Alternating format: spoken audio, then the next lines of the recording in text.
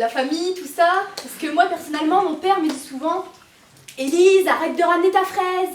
Élise, t'as un vrai moulin à parole. » Ou encore « Ah, mais quelle marimette tout, celle-là !»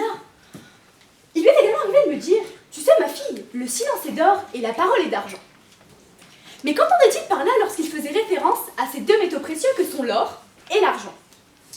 Certes, chacun d'entre nous préférerait recevoir des pièces en or plutôt que des pièces en argent, car bien sûr, l'or a plus de valeur que l'argent. D'ailleurs, si j'étais courtier en bourse, j'investirais plus dans l'or que dans l'argent pour m'enrichir.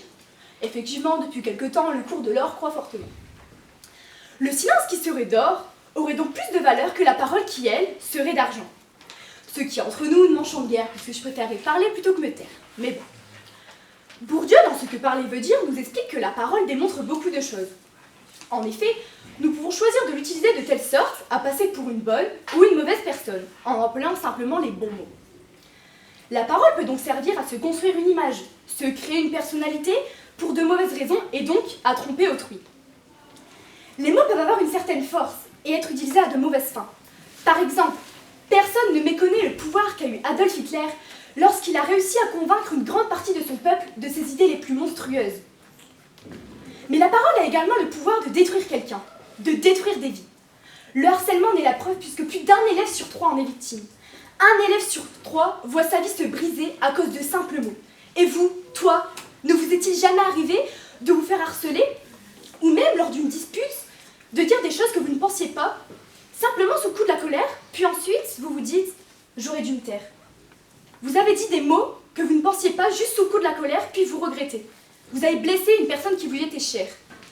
Comme dirait le dicton, il faut savoir tourner 7 fois sa langue dans sa bouche avant de parler.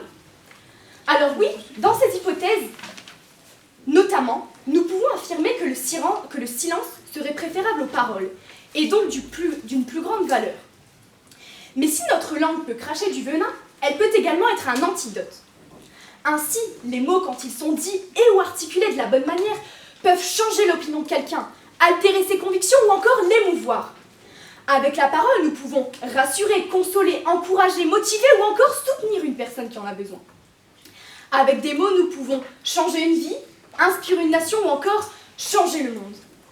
En effet, si le général de Gaulle, lors de son fameux appel du 18 juin 1940, Martin Luther King en 1963, lors de sa fameuse élocution, connue sous le titre « I have a dream », Robert Badinter avec son discours pour l'abolition de la peine de mort, ou encore Simone Veil avec sa loi pour l'avortement s'était tue. S'il s'était dit « le silence est d'or, alors je me tais », eh bien certains grands changements de société ne se seraient pas produits. Donc parfois, effectivement, le fait de parler, trop parler, mal parler, parler à tort et à travers peut nous faire adhérer à cette expression « le silence est d'or et la parole est d'argent ». Mais on ne peut tout de même négliger l'intérêt de la parole. Et dans certains cas, nous pouvons au contraire affirmer que c'est la parole qui est d'or et le silence qui, lui, est d'argent.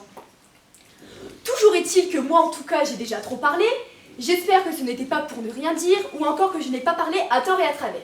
Et c'est vraiment le silence est d'or, alors soit je me tais, enfin du moins pour le moment.